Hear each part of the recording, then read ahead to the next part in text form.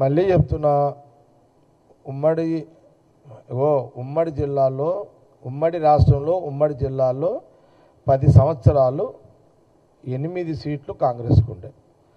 రాష్ట్ర విభజన తర్వాత వాళ్ళు 8 అయ్యారు, మేము 2 అయినాం. కాంగ్రెస్ 2 అయింది, వాళ్ళు 8 అయ్యారు. మొన్న తుకుడలు అయిపోయింది ఉమ్మడి జిల్లా. మళ్ళీ చెప్తున్నాను, ఉమ్మడి జిల్లాలో 10 సీట్లలో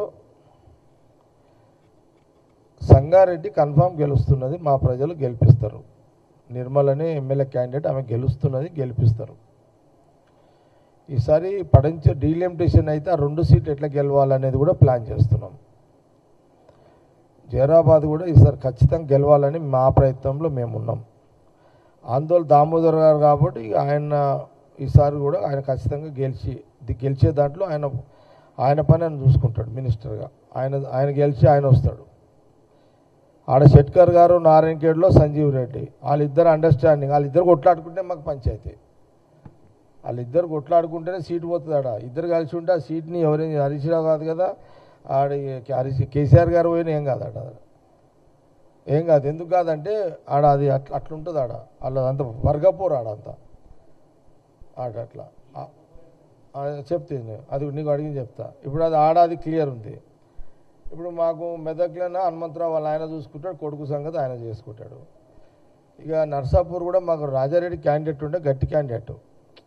ఈసారి ఇక మేము దాని మీద కూడా నర్సాపూర్ మీద దృష్టి పెడతాము. ఇక గజ్వేల్ అంటే ఎంతుంటే కేసీఆర్ పెద్ద మనిషి, కొంత టఫ్ ఉంటుంది. అయినా మా నర్సారెడ్డితో తిప్పలా పడతాం. మేము ఏదో వాళ్ళు కోసినట్టు కొయ్యాం. ఇక మేము ఏదో వాళ్ళు మస్తు నరుకుతారు. వాళ్ళు అట్లా నరుకుడు వద్దు. నర్సారెడ్డిని ఎట్లా అంటే గ్యారెంటీ ఇవ్వలేను, కానీ ఎంతనో కేసీఆర్ ఒక పర్సనాలిటీ కాబట్టి మనం తీసుగా టక్కుమని ఓడగొడతామని బాగుండదు కాబట్టి ట్రై చేస్తాం.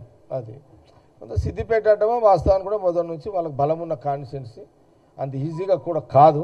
ట్రై చేస్తాం, నాట్ ఈజీ, ట్రై చేస్తాం. విన్నామా?